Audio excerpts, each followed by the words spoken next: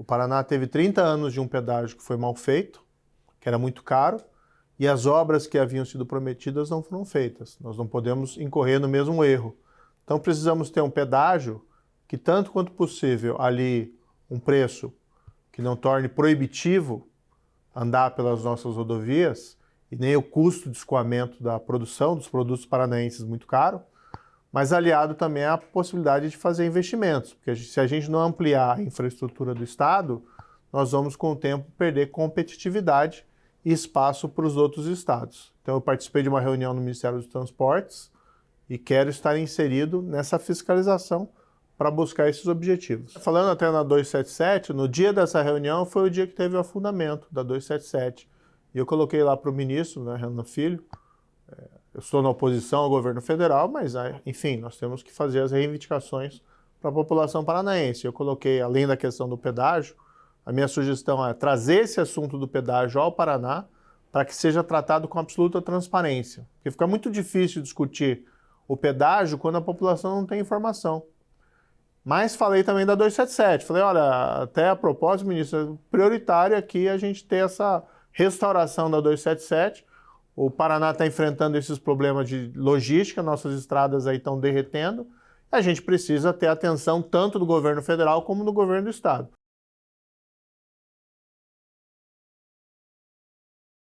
Em relação ao agro, eu me aproximei durante a campanha das cooperativas, da OCEPAR, da FAEP, que também são as associações, porque o agronegócio é o motor da economia do Brasil e, em especial no Paraná, a relevância dele é maior ainda. E a gente tem um setor que investiu em tecnologia, que também tem um clima favorável, mas principalmente que investiu em tecnologia e aumentou a produtividade, que se tornou competitivo, a gente tem que dar atenção, especialmente diante de um cenário que talvez, né, o governo federal busque aí aumento da tributação em cima do setor. Nós somos absolutamente contra elevação da carga tributária em qualquer aspecto.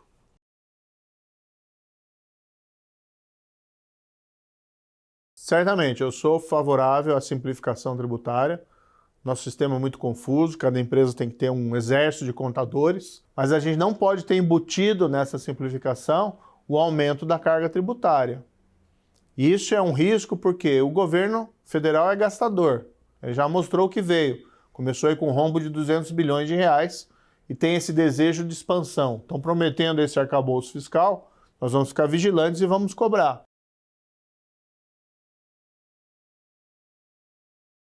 Ninguém está sendo preso hoje por corrupção no Brasil. Acabou a corrupção? Não acabou. A gente vê operações da Polícia Federal, que eu respeito muito como instituição, a gente vê busca e apreensão só. Cadê as pessoas sendo presas? E se a gente não tiver uma repressão qualificada da corrupção, ela tende a aumentar. É aquele efeito preventivo. O que eu me disponho a fazer como senador? Tenho colocado desde a época da campanha. A gente precisa retomar as condições que tornaram possíveis operações contra a corrupção como a Lava Jato. Nós precisamos ter o que de volta? Prisão em segunda instância, fundamental, para a gente ver um final desses processos e não durarem aí eternamente. Sou favorável ao fim do foro privilegiado. Não é porque eu assumi aqui o mandato de senador que eu vou defender privilégio da classe política, não. Isso tem que acabar. É um privilégio antirrepublicano. A gente precisa defender a autonomia dos órgãos de controle. Por exemplo, um mandato para o diretor da Polícia Federal. Veja a importância que foi a autonomia da Anvisa durante a pandemia. Veja a importância que está sendo hoje a autonomia do presidente do Banco Central para fazer o seu trabalho direito. A mesma coisa a Polícia Federal. Então, nós queremos também apresentar propostas nesse sentido. E acho, e entendo, que nos estados também nós tínhamos que replicar esse modelo. Pensar em construir, por exemplo, delegacias especializadas anticorrupção a nível estadual e também ter delegados com mandato fixo para que não fiquem sujeitos aí aos sabores do momento e ter o seu trabalho afetado. Um outro projeto que nós temos lá que pode ajudar tanto no combate à corrupção, mas igualmente para coibir fraudes corporativas, são chamados programas do whistleblower.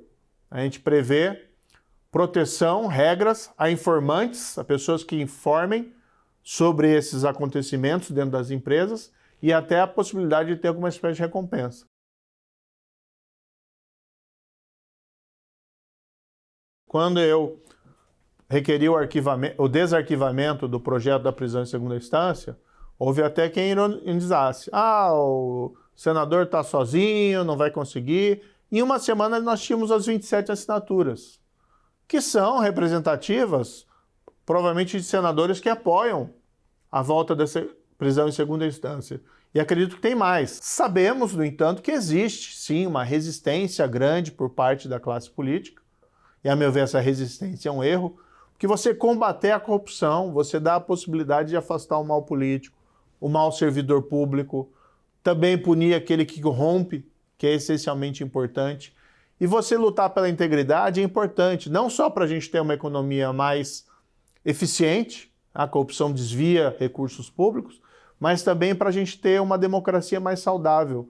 Nada abala mais a democracia do que essa desconfiança que vem quando se percebe a corrupção disseminada. Veja, minha opinião é que nós temos que esperar o momento mais apropriado para colocar em votação. Qual é o momento mais apropriado?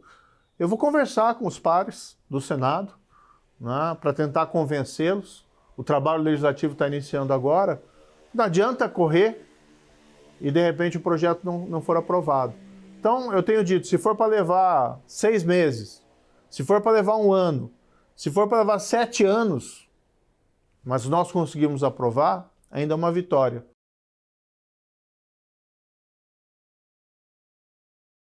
Eu acompanhei pela imprensa essas questões relacionadas ao novo juiz da Lava Jato, vi que o Ministério Público Federal entrou com uma exceção de suspeição, e quando tem a exceção de suspeição, vai para o juiz, e ele mesmo pode se afastar dos casos. Se ele não se afastar, vai para o Tribunal Regional Federal. Temos que esperar esses desdobramentos. Vamos ver se ele não vai ele mesmo não vai reconhecer alguns problemas de se afastar, pelo menos de alguns casos, ou de todos os casos. E se ele assim não fizer, qual vai ser a posição do Tribunal Regional Federal, que é um tribunal considerado muito sério.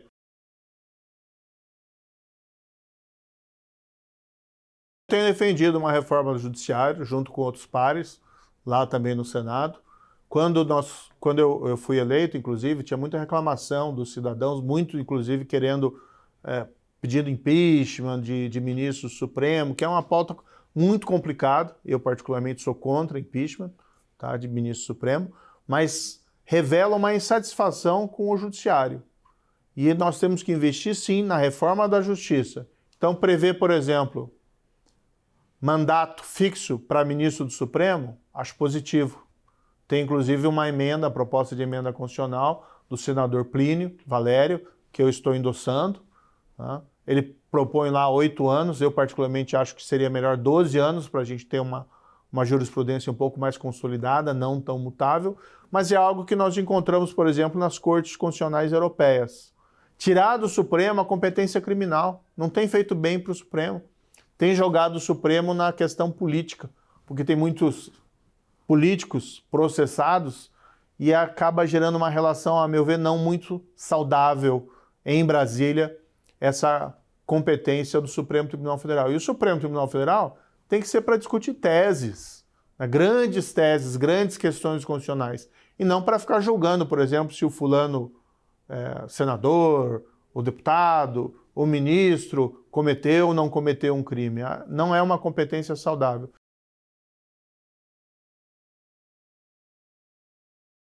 Em particular, eu não quero dar opiniões específicas sobre fulano X ou fulano Y, até porque são 2 vagas que vão surgir e por hora o que nós temos são especulações. De todo modo, o que nós queremos em relação ao Supremo Tribunal Federal?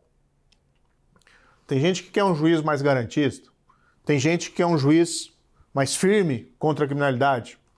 Eu particularmente me enquadro nesse segundo grupo. Mas nós precisamos, acima dessas divergências sobre temas, ministros e juízes que sejam independentes, que é o papel do Supremo Tribunal Federal ser um poder que vai, inclusive, fiscalizar os atos dos demais poderes. Mas o importante nisso tudo é o seguinte, o Senado precisa exercer a sua competência de aprovar ou reprovar o nome que for indicado pelo presidente da República, quem quer que seja esse nome. Ora, esse nome, se for de uma pessoa com histórico, profissional, reputação ilibada, mas também que não tem uma conexão tão próxima ao presidente da República, tanto melhor.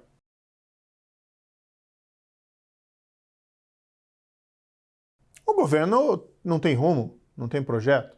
Não sei qual é o projeto do governo. O que se fala é uma reforma tributária, mas que já tinham projetos anteriores e a gente não sabe exatamente qual que vai ser o projeto que o governo final vai apresentar. Existe uma questão de âncora fiscal que se está falando que vai ser apresentada, mas até agora é só fumaça. E o que nós vimos no início desse governo, que é um governo gastador.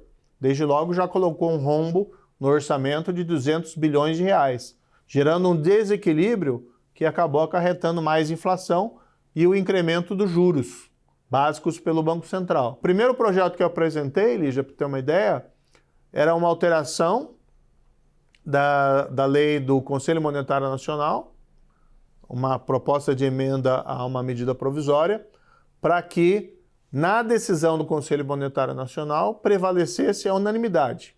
As decisões são por maioria, mas para a meta de inflação e para os períodos de tolerância que fosse estabelecida a unanimidade, a exigência da unanimidade, para a gente garantir que se buscasse ali o consenso e a prevalência do voto técnico diante desses ataques populistas do presidente da República.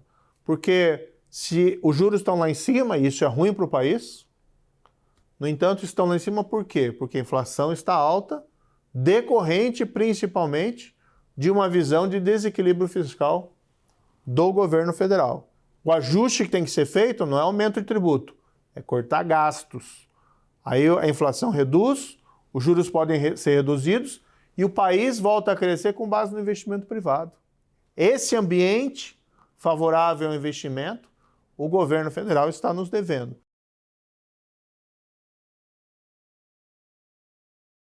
São discussões que estão ocorrendo em Brasília.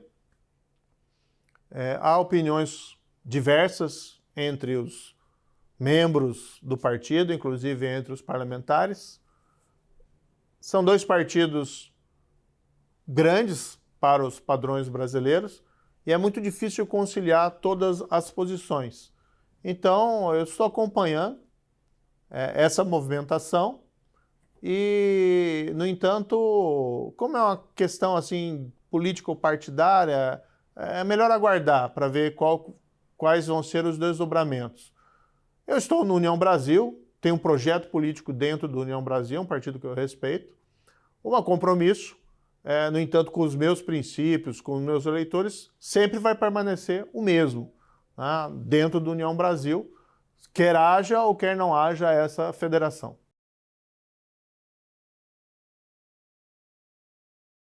Eu fui eleito com as minhas pautas, eu acredito numa economia aberta, eu acredito que nós temos que dar liberdade às pessoas, que é dando liberdade que nós conseguimos avançar, deixar as pessoas procurarem a sua própria felicidade, mas procurarem também a sua própria prosperidade.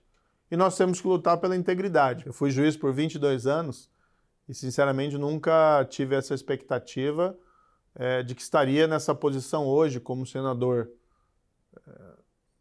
A vida tomou alguns rumos diferentes nos últimos anos, mas nós temos que ver sempre essas situações como oportunidades, primeiro, para fazer o que a política tem que fazer, que é fazer o bem para as pessoas, buscar o bem comum.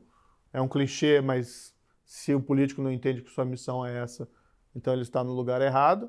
E dois, também, em certo aspecto, encarar isso como uma jornada de crescimento pessoal.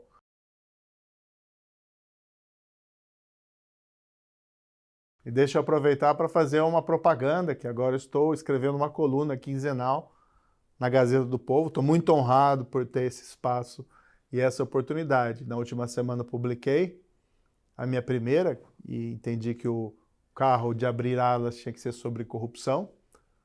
E estarei já publicando uma nova coluna na próxima semana.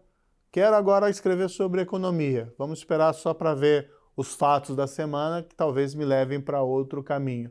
Mas provavelmente vou escrever alguma coisa sobre economia. Então, convido aí a vocês que estão nos assistindo para visitarem a Gazeta do Povo, lerem minha coluna e os outros conteúdos do jornal.